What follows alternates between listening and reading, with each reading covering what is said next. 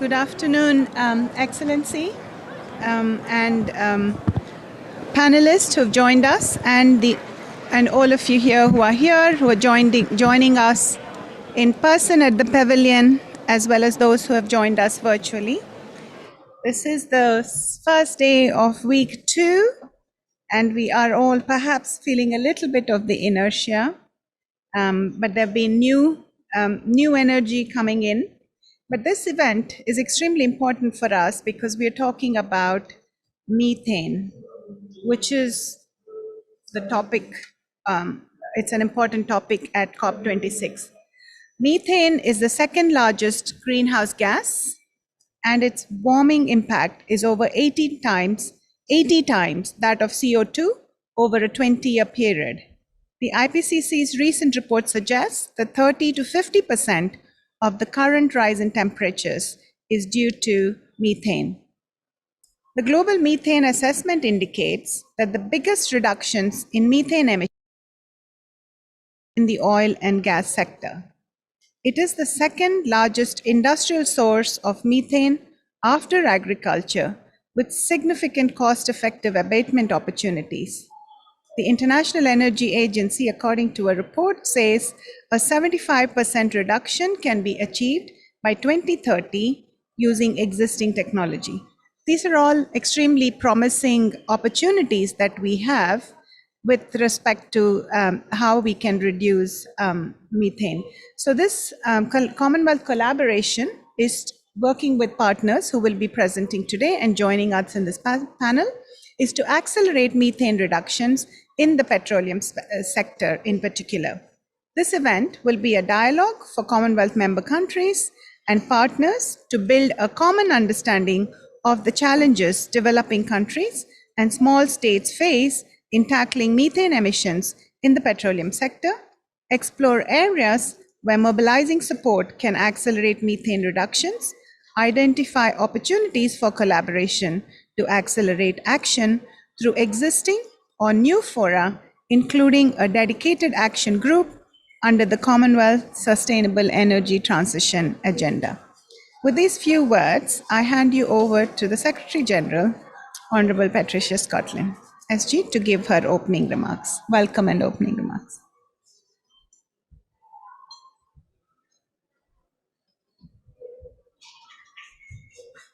Good afternoon, everyone. Honourable Minister Stuart Young, the Minister for Energy and Energy Industries from Trinidad and Tobago, Ms. Celia Carrera, Executive Board Member and Project and Development of the Instituto Nacional de Petróleo in Mozambique, delegates, friends, colleagues all.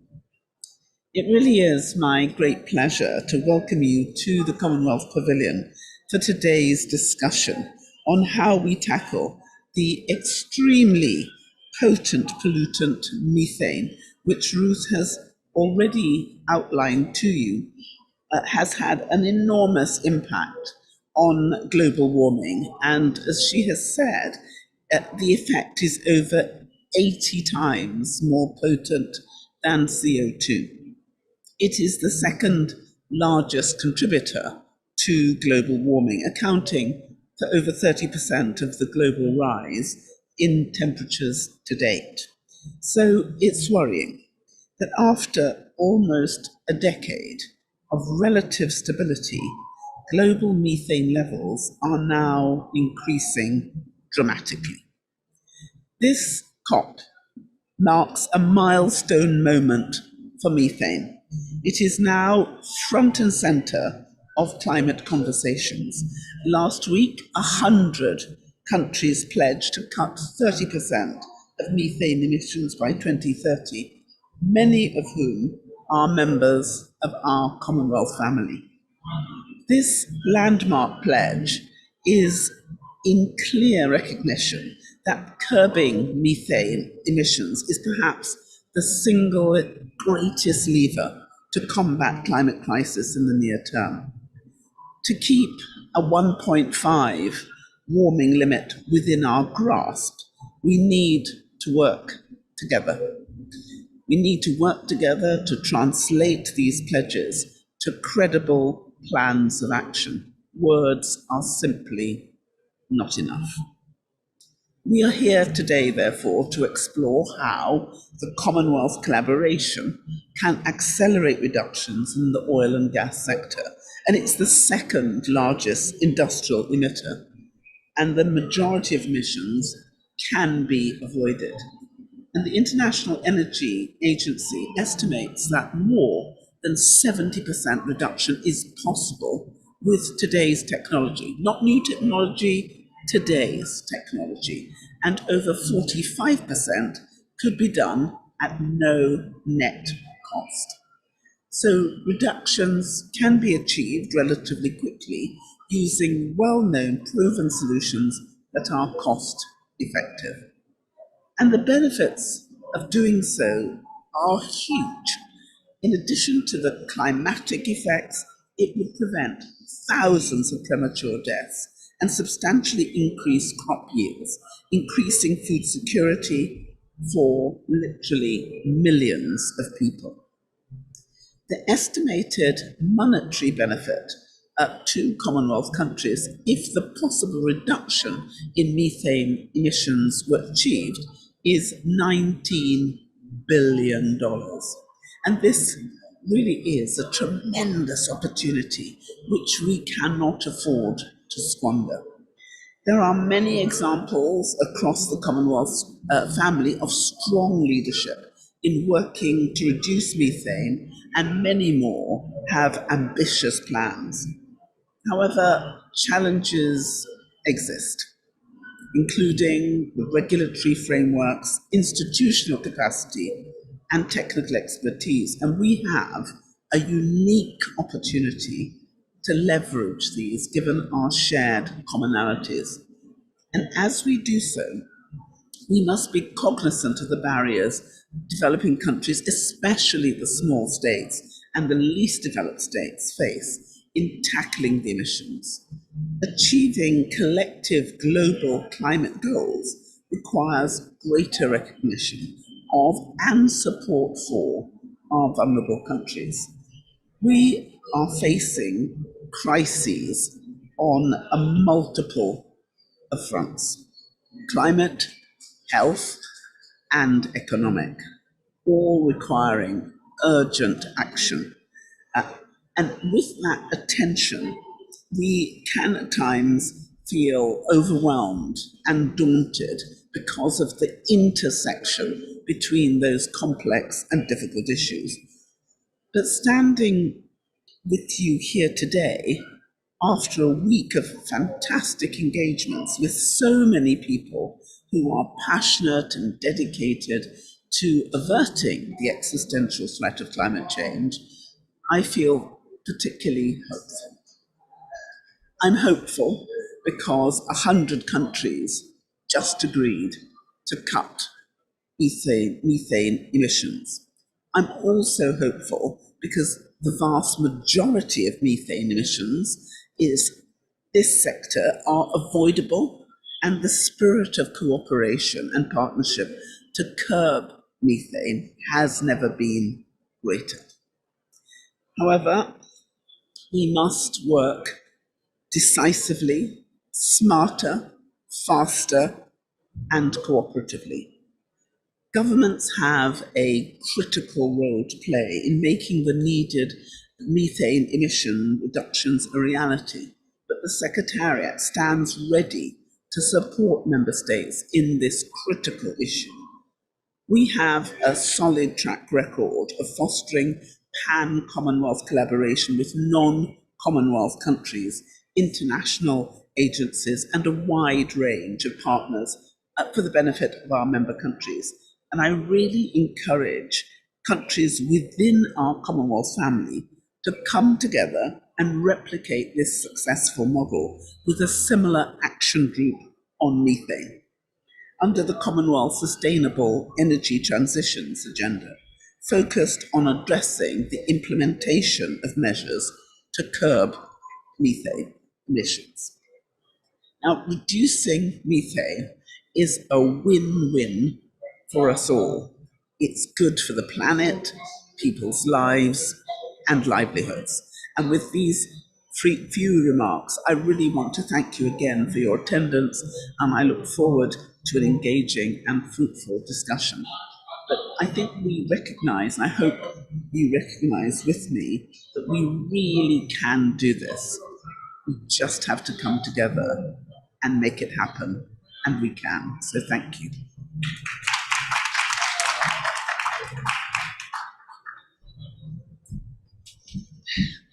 Thank you, SG, for those encouraging remarks.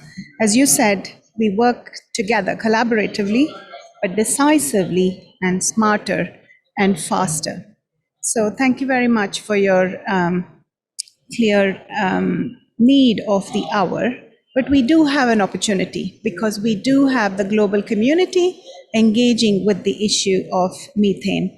So Nadira Ogir, who has been responsible for putting this program together, has been the lead at the Commonwealth Secretariat, working as an economist in the sector. We have other members of the team who work as legal experts, but Nadira is the economist. She has put together an interesting panel. We have the Honorable Minister, Stuart Young, Minister for Energy and Energy Industries of Trinidad and Tobago, Ms. Celia Correa, Executive Board Member, Project and Development, Instituto Nacional de Petróleo, Mozambique, and we also have Julia Ferrini, who's the Program Officer of UN Environment Program. So we're going to go to the panelists now. I don't know if we can have all three of them on screen virtually, or are we going to bring them in one at a time? Okay, so that is Julia Ferrini. Yes, very good. It's good to have all three of you. We've got Celia, we've got the Minister. So, Minister, maybe we start with you. Honorable Minister, perhaps you can start our discussion by telling us some more about your country's efforts in tackling methane in the oil and natural gas sector. Can you share with us some of the success and some challenges in tackling methane so far in your country? Minister? Thank you very much, and good day. I hope you're all hearing me, and good day in particular to the Right Honourable Patricia Scotland, or SG of the Commonwealth, and to the other esteemed members of the panel, wherever you are, and to all who are following us. If you all would just permit me a few minutes to briefly sort of put Trinidad into context, I would appreciate it greatly. Trinidad and Tobago, as you may know, is a net exporter of petroleum and its derivatives. Our domestic energy sector comprises both upstream, midstream, and downstream. In our upstream sector, we have some of the major multinational players, for example, BP and Shell, major producers and exporters now of gas and LNG, and then you also have a petchem industry that uses our natural gas. So we are in a bit of a unique position, meaning that carbon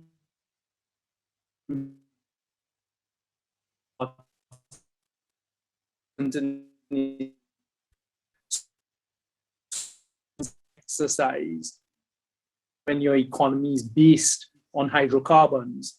How do you manage your way in this and also make sure that we're contributing to the reduction of methane and the reduction of carbon dioxide, which are the main emittents that are negatively affecting our global environment? So one of the things that we've looked at, and I'd like to just put on the table, is our energy and industrial processes and practice account for as much as 90% of our country's total emissions of 41,598 gigagrams per annum carbon dioxide, equivalent as per the latest estimates we have from 2018. Waste, agriculture, and land use activities only account for 5% of our total emissions. The major greenhouse gas is carbon dioxide, with its emissions amounting to 35,018 gigagrams per annum, which is followed by methane emissions of 5,145 gigagrams in CO2 equivalent per annum, and nitrous oxide emissions as well. Trinidad and Tobago is committed to a reduction of our greenhouse gas emissions of 30% by December 31st, 2030.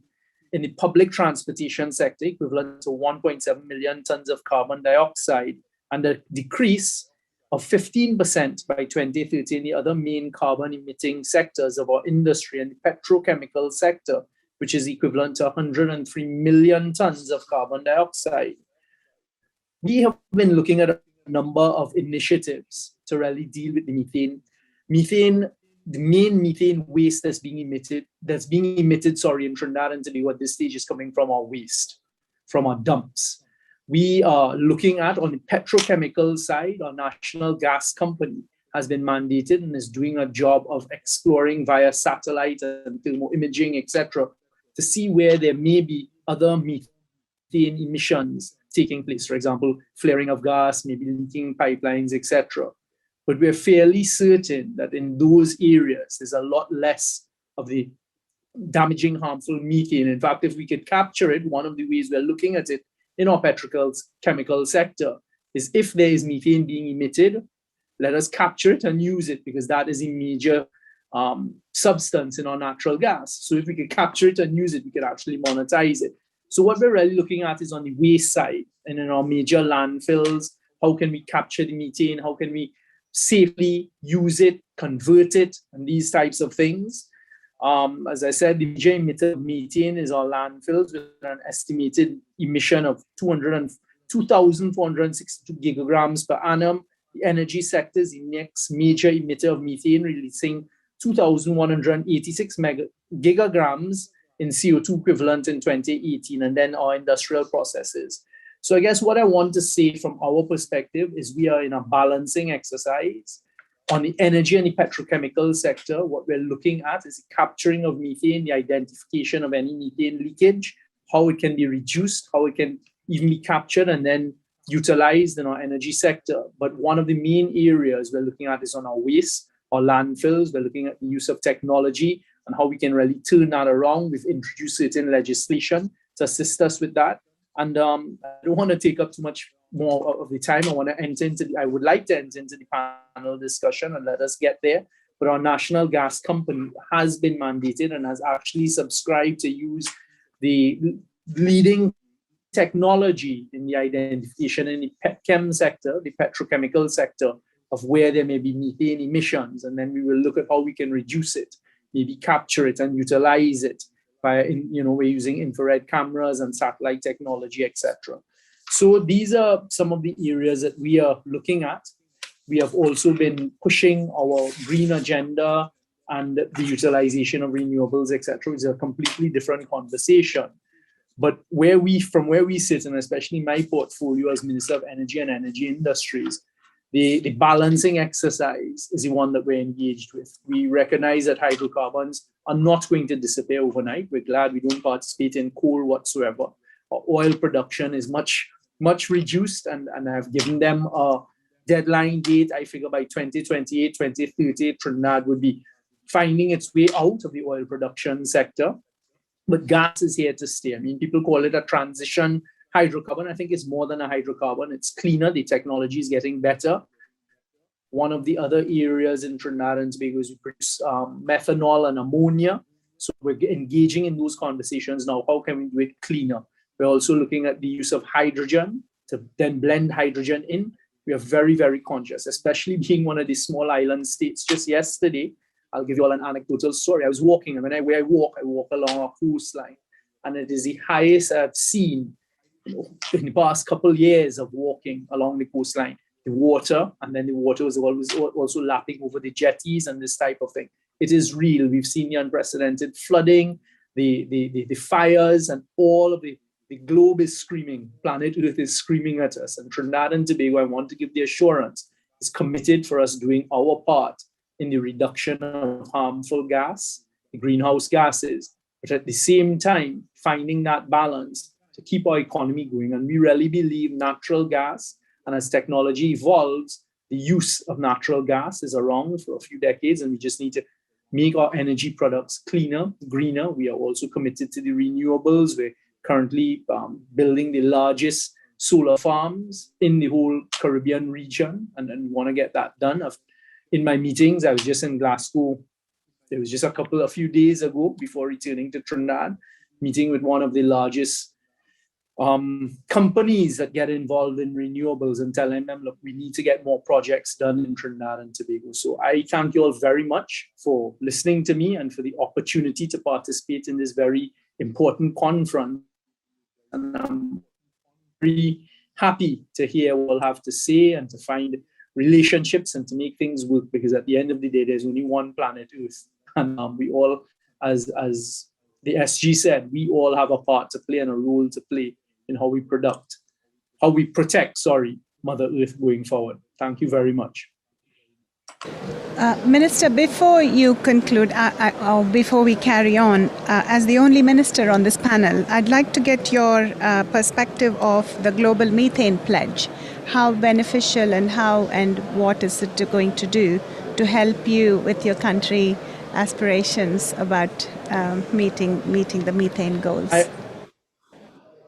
Absolutely. I'm smiling widely and grinning widely because it is something we are looking at as a country, all right? I looked at it as the Minister of Energy when it was brought to me by the Minister of Planning and Development, who's there in Glasgow right now, as well as our Minister of Foreign Affairs. And I said, look, we have to be cautious. Let's see what it is they're pushing. We are doing our part as a small island. We're only 1.4 million people. We expect this much on the global map. Methane, but quite honestly, and I've made the floor, the developed countries are the ones who have to pledge, and not only pledge, they have to move towards the reduction of methane. And that is what we're looking at very closely, because I mentioned coal and I saw some smiles come up. As we recognize, coal is one of the largest deleterious polluters out there. So where are we seeing the reduction of the use of coal in these large developed countries that have all of the money and can actually print their own money, if I may be so bold as to say? So we are looking forward to the development, but really there, as we know, there's India, there's China, there's the United States, and then the European countries. They emit over 50% of these harmful emissions into the globe. And we're looking on to see, and we're really hoping that they would be the ones to lead the charge on this, because they have a lot more flexibility, not only in terms of their economic might, but in terms of land mass, in terms of the ability, etc. And smaller developing countries, and especially small ones like ourselves, we really are minuscule in a speck. So we will do what we can in our part, and we're very committed to it. So I'm looking forward to the reduction of methane. But when we've studied it here in Trinidad, I'm pleased to say we're not a major emitter. And I have mandated, the government has mandated in our petrochemical sector that whatever is being emitted, we have to find ways very quickly to reduce it. I want to be able to beat the milestones and come in ahead of time, because as I say, Mother Earth is screaming at us. Thank you, Minister Stuart Young. Now from Trinidad and Tobago, we shall transport ourselves to Mozambique. So Ms. Celia Correa, can we get your perspectives about Mozambique's ambitions on methane and some of the successes and main challenges to date? Thank you. I hope you can all hear me clear. Yes. Okay. Dear panel members, it's a great pleasure to be in this very important event. And I would like to share some thoughts of how Mozambique is coping with this energy transition. Natural gas is the energy transition, and Mozambique gas can assume a privileged place in this process. For gas to truly become the energy of choice, technologies must be adopted in all natural gas and LNG production projects that allow the elimination of CO2. Studies have shown that although the production of oil and other fossil fuels will decline in the near future, the demand for natural gas will continue to grow, taking a leading role until 2050, when net zero is expected to be reached and there will be a sharp decline in the production and consumption of fossil fuels. There are products derived from natural gas that unfortunately have not found substitutes in their production. And Mozambique is preparing to meet the growing global demand for electric power, which is produced from using natural gas. In addition to natural gas driving the electrification of the country and perhaps the region, thus contributing for the universal access to energy, The revenue from the sale of natural gas can boost the national economy by investing in structuring projects that generate income for the population. The natural gas reserves discovered in Mozambique ensure a privileged place for us in the global market. However, it's crucial to ensure that gas production complies with the requirements established in the Clean Development Mechanism. Currently, we are developing an energy strategy which will incorporate energy production from clean sources, namely natural gas and hydropower, and reduce the use of biomass. Our concession strategy for exploration and production is in force and foresees to take care of aspects inherent to the energy transition and to improve the good practices inherent to the measures related to the process, to adopt measures to mitigate climate change and the use of cleaner energies, and encourage projects that aim to use hydrogen as an energy source from natural gas. The government has been encouraging companies operating in Mozambique to adopt technologies that reduce the emissions of CO2 into the atmosphere. MRV, which is a joint venture that incorporates ENI, ExxonMobil, and CNPC, will do so. The floating liquefied natural gas Coral South project in Area 4, which has a production expected to commence second semester of 2022, brings in it technologies to produce a clean gas with minor flare just for safety measures. And we also have Total projects from Area 1, which will also incorporate technologies to avoid CO2 emissions, and is currently conducting studies to include parameters that will allow the LNG plant to capture carbon with minimal emission of methane. We know that as of today, there are more than 20 LNG plants around the world, but the fact that Mozambique has large reserves of high quality natural gas and can produce LNG with lower carbon emissions may impact the preferred demand for Mozambique gas. And Mozambique has been producing natural gas since 2004 with around the production capacity of 14 billion standard cubic feet per month. And the composition of our gas is mostly methane, and it comes from non-associated gas. And if we compare it to countries producing natural gas, the level of emissions is quite low. Most of the natural gas that will be produced from these discoveries that we had, they will be processed into LNG and exported abroad. We also have in our legal framework a policy for no flare of gas. This means that if a company is to flare, there has to be an authorization from the Minister of Energy and it has to be justified. Within the sector, as INP being the regulator for the upstream activities, we are currently monitoring natural gas flaring through daily production reports, which are submitted by the operator, which it's Azov for now. We are currently also in the preparation of a database for the control of greenhouse gas emissions, which are related to the petroleum operations, with a particular focus for the production phase. We have also interaction with the concessionaires, envisaging them in order to report back to the regulator the total potential that they'll have in greenhouse gas emissions from all the proved reserves that we have. It is also intended to raise awareness in the concessionaires to join the climate initiative for the oil and gas industry, in which the signatory companies commit to reduce to zero emissions of methane and to the zero routine flare. We have had opportunities also to participate in some initiatives promoted by the Portuguese-speaking countries in the implementation of carbon capture and storage. We also participate in national seminars on the implementation of the country's commitment under the Paris Agreement promoted by the Minister of Land and Environment, as well as international seminars to promote initiatives to reduce flaring. Apart from that, we take advantage of the window of opportunity for the country to position itself as a major player in natural gas supply during this transition period by promoting research in prospective areas and producing natural gas to supply demand in the national, regional, and global market for power generation. We advise the government to join the energy transition initiatives in the sector. We are also intending to creating a regulatory mechanism that can encourage companies to incorporate in their projects technologies and infrastructures which are adapt to decarbonization and to emit zero carbon. We are regulating the issue of sharing carbon emissions data, which is derived from the oil and gas production. And we also intend, and we have started carrying out some studies on the damages caused by CO2 emissions to the environment, access the level of pollution, and to create control, and also to see how we can deal with penalty mechanisms. So this is what some of the notes I wanted to share with you from Mozambican side. Thank you. Thank you, Ms. Correa.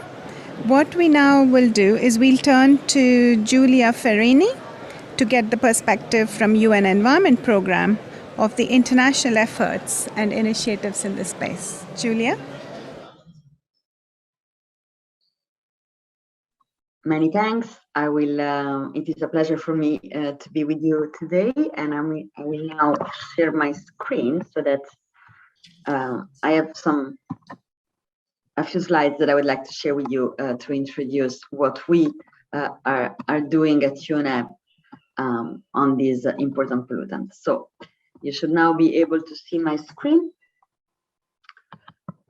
So first of all, let us all take a moment to congratulate the countries and the other actors because of the fact that we're seeing more and more activity in the methane space, especially at COP. This COP has seen really, as the Secretary General was mentioning, this COP is really putting methane right front and center. UNEP has recently launched a project that can support and accelerate all these activities around methane. So first of all, we heard it already, methane could really be the difference between reaching the 1.5 degree target of the Paris Agreement or not. It is over 80 times more powerful than CO2 at warming the atmosphere, and it is responsible for about 25% of the warming that we're experiencing today. And it's not just climate, because methane is also an important precursor to ozone formation, and so it's responsible for 500,000 premature deaths every year. Luckily, though, we can reduce emissions by 45% with technologies that already exist. And if we achieve that, we will avoid almost 0.3 degrees of warming by mid-century. And even if these seem small number, every percentage point matters to reduce negative impact of global warming. And so there is growing activity internationally, not only at COP, but even in the lead up to COP. For the first time, the Intergovernmental Panel on Climate Change highlighted methane in its assessment report in AR6. The G20 included a very strong reference to methane in the leaders' declaration earlier this year, last month. The EU launched its methane strategy in 2020 last year, and last week we heard it. The EU and US-led Global Methane Pledge was joined by over 100 countries. But even this greater ambition, unfortunately, is not enough. It's not enough. Countries include methane in the scope of gases covered in their nationally determined contributions, but only a few reference any specific actions that they will take in the oil and gas sector.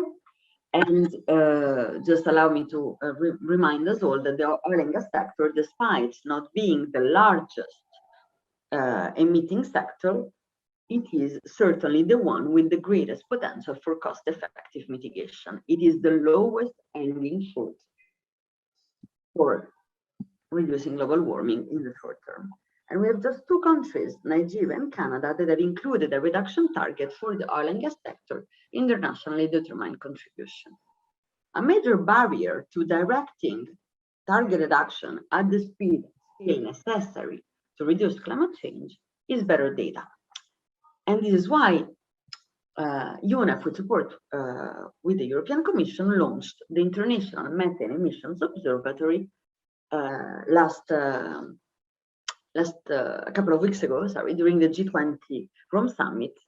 And the idea behind IMEO is to connect better data with action on key methane focus areas. So through its science work, IMEO will fund peer-reviewed scientific studies to generate a better knowledge on methane emissions. It will use advanced data science techniques to reconcile methane data from various sources. It will improve the transparency by providing improved and public data, including data from industry to the Oil and Gas Methane Partnership 2.0 that I'll introduce in a second. And it will also work with governments around the world to increase their capacity to address methane data and to develop science-based policy options to accelerate its reduction. Because we often hear it, you can only act on what you know, and so you can only mitigate what you can measure. And so, of course, the end goal of IMEO is to support mitigation, but in order to mitigate, we need to know exactly where these methane emissions occur. And the problem is that we don't have today an accurate picture of methane emissions for a number of reasons, and this is what IMEO was tasked to do. So how will IMEO do that? It will take a revolutionary approach to data by integrating multiple data streams.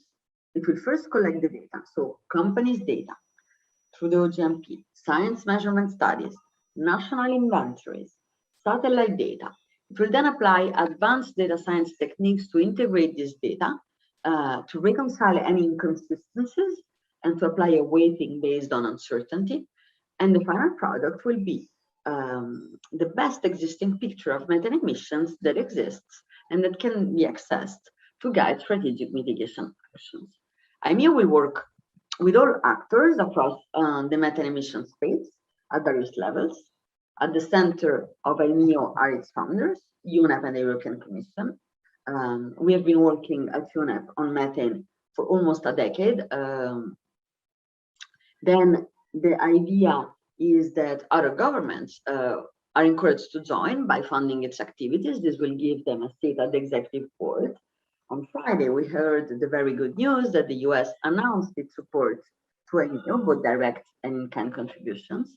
We also, of course, will work with all the entities out there that are already working on methane. We will be advised by our group through an advisory council, and these include major actors in the space, our long-term partners, the International Energy Agency, the Environmental Defense Fund, which have their own initiatives on methane that we will support and scale up.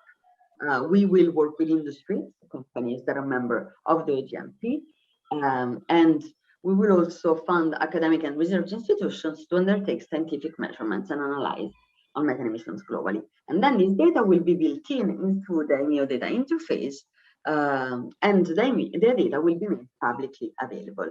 And so we will work with data users to interpret this data and to guide strategic mitigation action.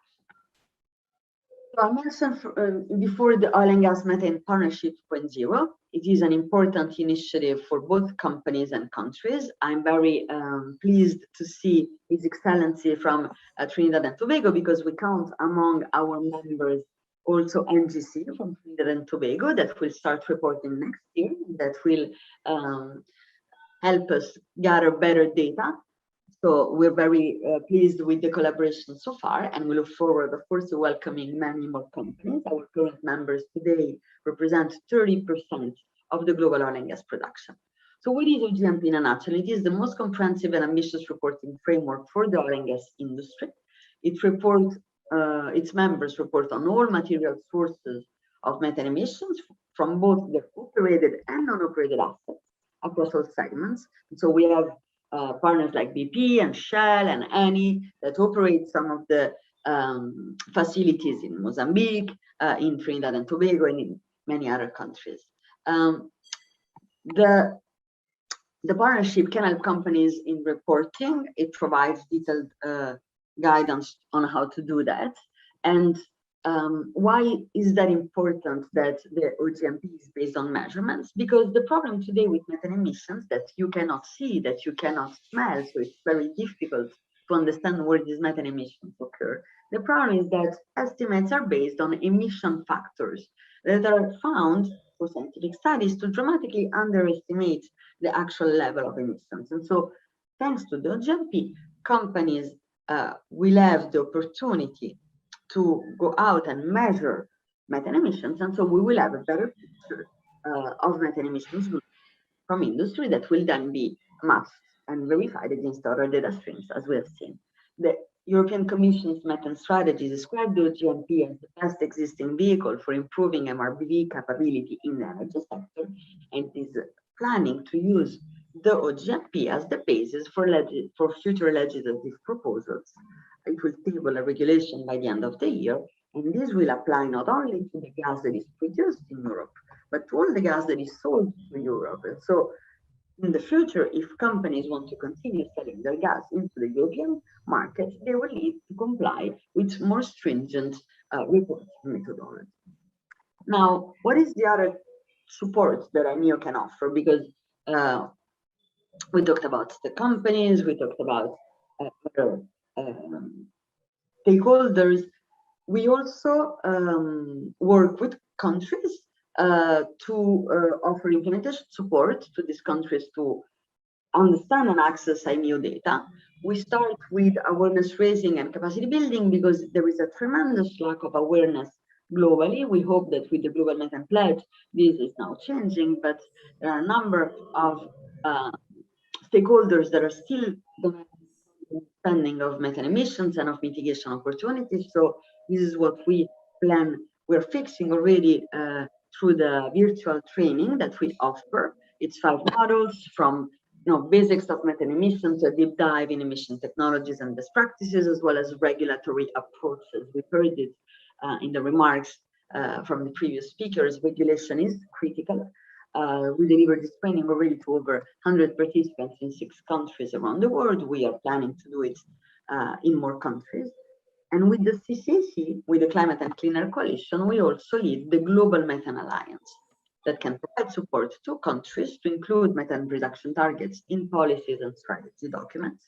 We provide support with capacity building, with emissions baselining, with policy and regulatory development through our partners. You can see some of the slides on the screen. We work with Cleaner Task Force, with the Environmental Defense Fund, with the International Energy Agency that has recently developed a regulatory roadmap and that can offer regulatory support to countries. So all these institutions can provide this support through the umbrella of the Global Methane Alliance. I'll conclude by saying that last week at COP, as we know, the Global Methane Pledge was launched. 107 countries joined it. They represent 70% of the global GDP, and they commit to reduce, as you know, 30% methane reduction by 2030. So IMEO will first start with the fossil fuel sector. That is where the largest opportunity for mitigation exists, and will then move to agriculture and waste. So there are the 2 other methane emitting sectors. And so the idea is really, as I mentioned, to help countries prioritize mitigation action and track their progress, and to give stakeholders, investors, governments, NGOs, the confidence that they need on the fact that the reductions are occurring. So I'll stop here, and I look forward to continuing the discussion. Thank you very much.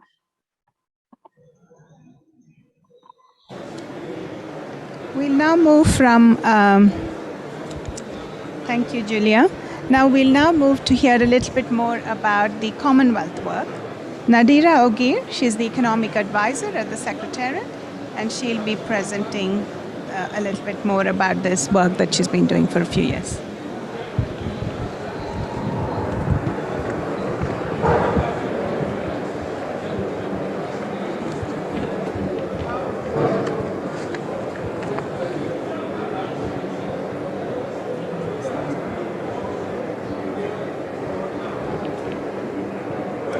Thank you very much, Ruth.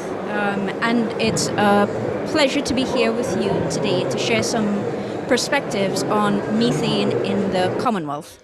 Today I'm going to cover 3 things: a high-level overview of where methane emissions occur in the oil and gas sector, the potential for reductions, and the Commonwealth opportunity. Last year, The petroleum sector emitted over 70 million tons of methane, contributing over 20% of man-made methane emissions. As you can see, this comes from three sources. Flaring occurs when gas is burnt. This mostly occurs when it is generated as a result of oil production. And interestingly, over 90%, 95% of these volumes could have been avoided. Fugitive emissions refers to leaks that occur across the value chain. And as methane is colorless and odorless, as Julia mentioned, it can go undetected unless there is regular inspection. As natural gas is predominantly made up of methane, this part of the oil and gas sector is particularly susceptible to fugitive emissions. Last year, about 85% of fugitive emissions came from gas operations. And the lion's share of methane emissions in the sector comes from venting, which is the direct release of natural gas into the atmosphere. And this occurs for a wide range of reasons and occurs both in oil and gas upstream and downstream. So in addition to looking at the total emissions that is generated by the sector, it's important to also understand the amount that's emitted per unit of production. So similar to the concept that we have of GDP and GDP per capita, methane emissions intensity is the akin to the per capita measure because we take production into account. Now, there's a very wide range of methane intensity across countries and asset classes. In some instances, the worst emitters can be in excess of 50 times higher than the average. For example, depending on the circumstances, flaring durations can range from 1 hour to in excess of a year.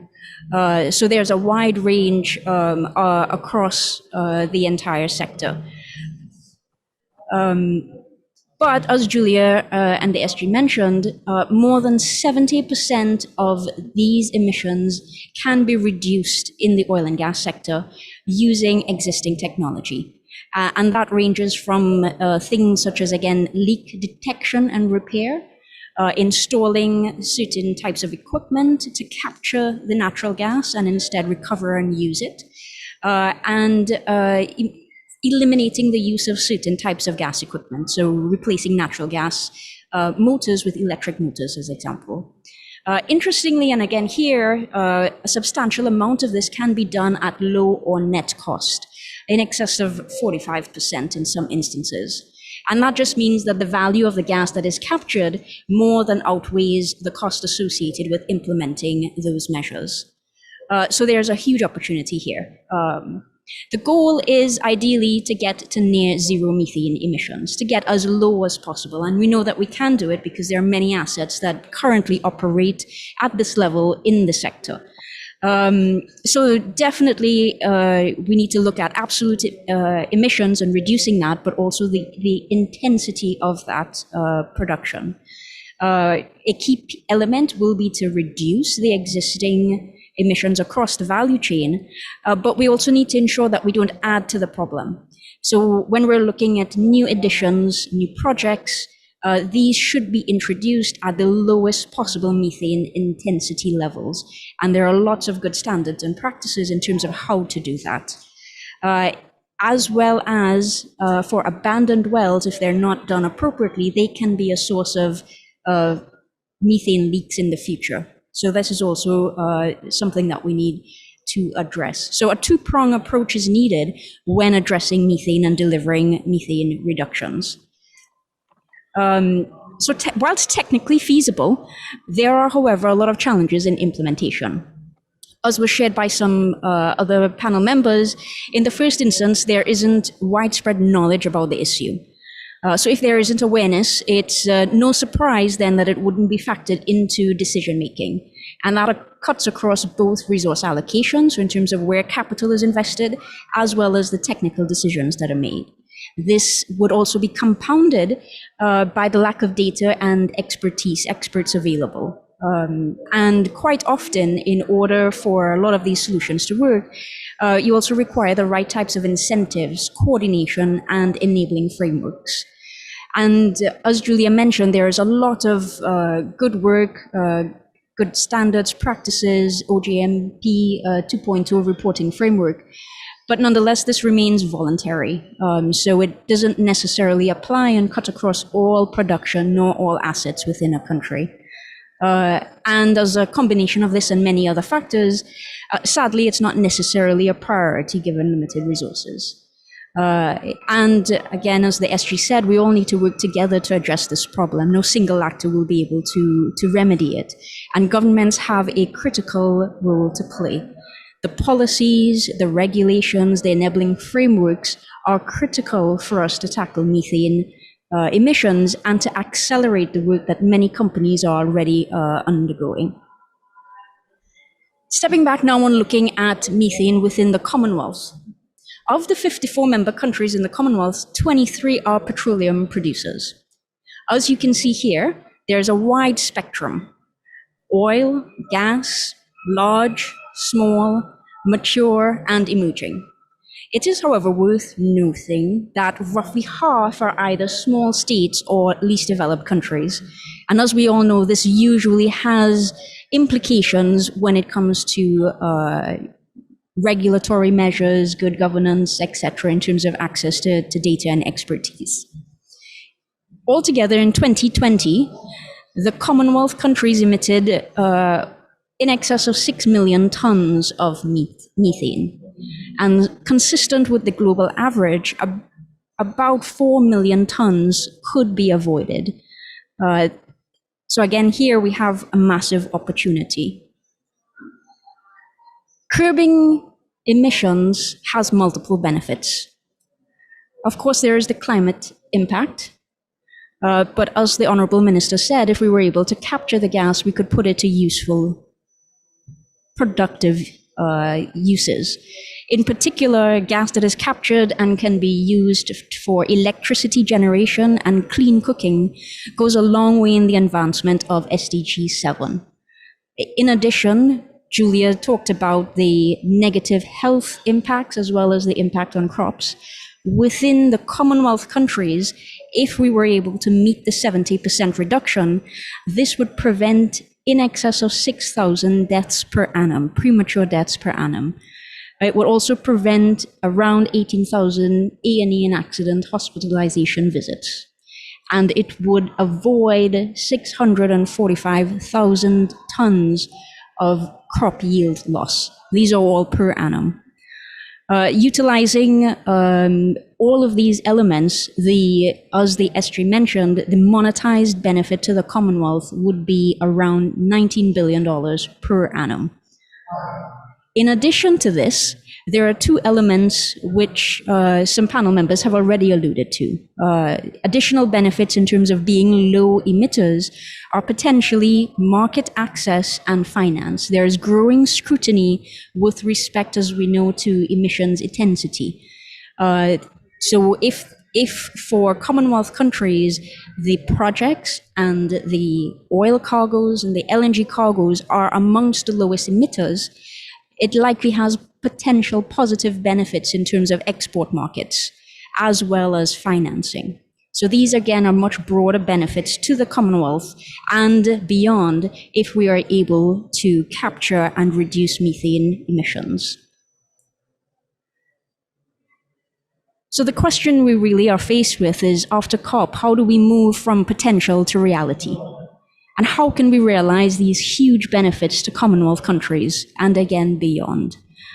Within the Commonwealth, as in many producing regions, there are a variety of circumstances, variety of value chains, different methane intensities, different stages of progress in tackling the issue. Within the Commonwealth, though, even though we have shared challenges, we have shared commonalities.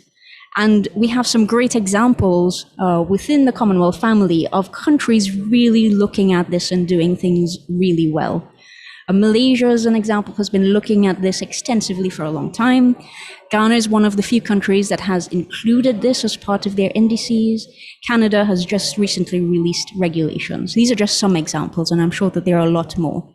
So the question is really, how do we leverage and learn from each other and accelerate what is already going on within countries? Countries have ambitious plans. How do we work together within the Commonwealth with partners to accelerate this?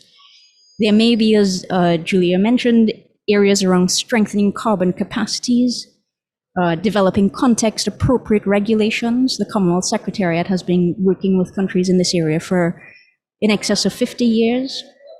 We can have renewed focus on government's approval of the FDPs, field development plans, to ensure that new projects are at the lowest possible methane intensity levels.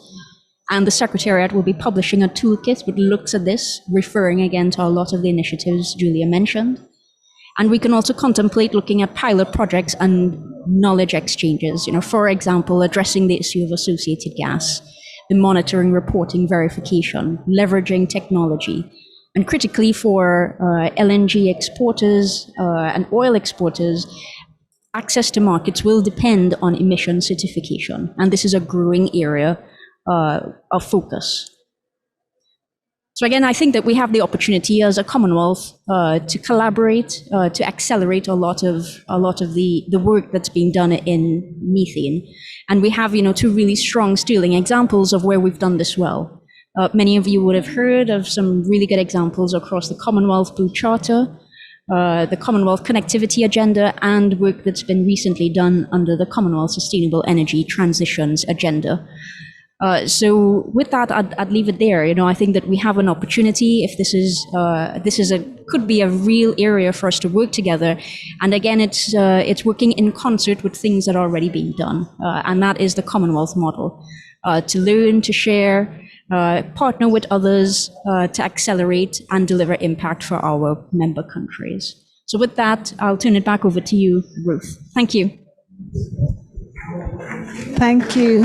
Thank you, Nadira. And thanks to all our panelists. If we can have them back, we are running out of time, but perhaps if somebody has a burning question, if you put your hand up, we can give a chance to ask a question.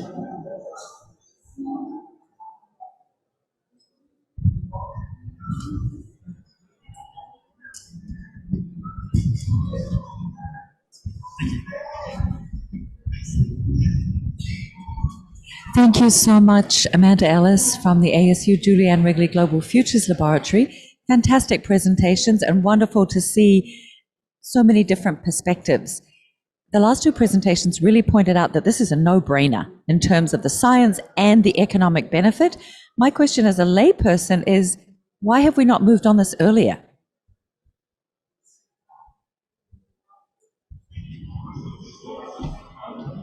Maybe we ask UNEP if you have any inputs. Julia? So absolutely. Thoughts. Can you hear me? Okay. So absolutely, I agree. This is really the lowest hanging fruit. Why haven't we acted earlier? There is, as I mentioned, a lack of awareness on the opportunity represented by methane mitigation. Historically, we focused on CO2. And don't get me wrong, the of methane doesn't mean we need to distract ourselves from decarbonization eventually. Just that in the near future, we need to pursue both at the same time, and we know where to start with methane. The technologies are there, the opportunities are there. Now, lack of awareness is one of the main barriers that I see, and now this is why I'm very pleased to see that a number of countries are stepping in. Industry is also recognizing more and more the importance of reducing methane emissions to continue basically to be able to operate. And this is why we're seeing a number of initiatives, the Oil and Gas Climate Initiative, the Methane Getting Principles. So things are moving. Why only now? Because of the lack of awareness, because a number of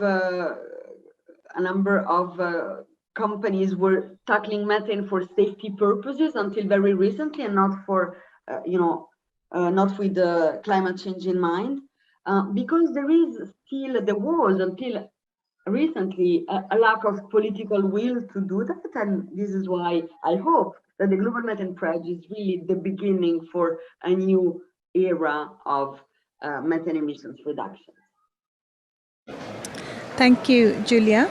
So Can I just add to, may I I'm just coming jump to in you. very- Coming to you, Minister. Okay, all right. Now, since we have seen these presentations of the work that is happening and that is possible, from that perspective, Minister, is there anything further you would like to add? 1 minute, please. Thank you very much. I want to add to what Julia has said. I think it was a lack of awareness at certain levels. From a Trinidad and Tobago perspective, I can assure the world that we have the will. And I mean, it's a no-brainer, as the person asking the question put it. And we're certainly working very hard towards not only understanding how we can reduce methane, how we can turn it around, as both Julia and Nadira pointed out, we can capture this and utilize it, monetize it.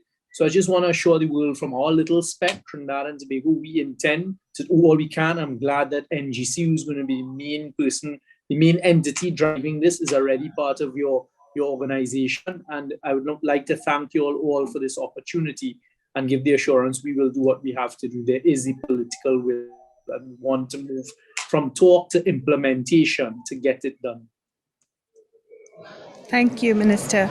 And next we have, if Mozambique, Ms. Celia, would you like to add anything from the presentations and anything with reference to the question as well? Oh, thank you. Yes, I also agree with Julia. And to say that we have started small, but we will continue looking into the policies around it. Also on the International Methane Emissions Observatory. There's a lot that we can learn from you and also use it in Mozambique, since we are an LNG export country. Thank you. Thank you. I'm going to give the last word to Nadira to say anything else she'd like to add, and then she can close the session.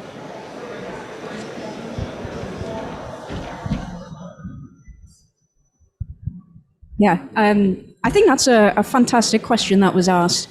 And I'd add to it, in terms of the awareness, the need for the enabling frameworks. And that's a really broad term, right? So not just the typical regulations, but really the structures. For certain things, you need to have the infrastructure in place, and you need to have the right types of incentives. And this goes both ways. So in terms of, I mean, it still requires upfront investment to do a lot of these implementation activities. So you do need to have the right incentives to do that. And in most cases, it's a very sound business case, goes back to the awareness.